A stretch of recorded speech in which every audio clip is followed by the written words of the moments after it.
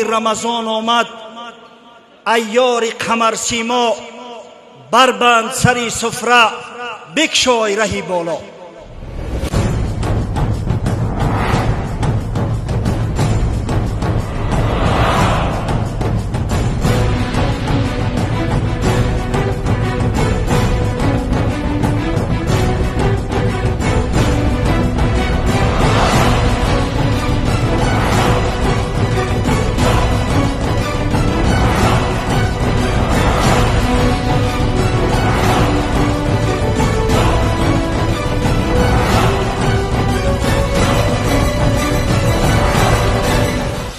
قرآن میگوید لیلة القدر خیر من الف شهر. یک شب است ولی بهتر از 1000 ماه است.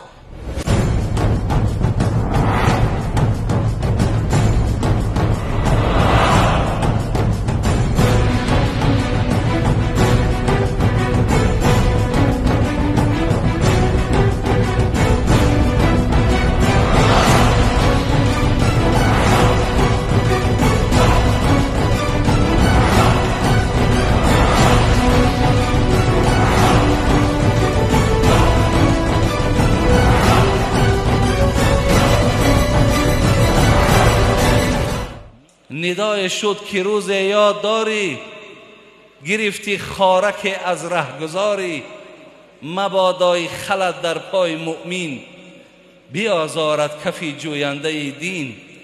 پذیرفته شدی زان نیک نیت، بکردیم جای تو در قصر جنت. با طلوع عصر ماه رمضان، شکر کن شکر خدای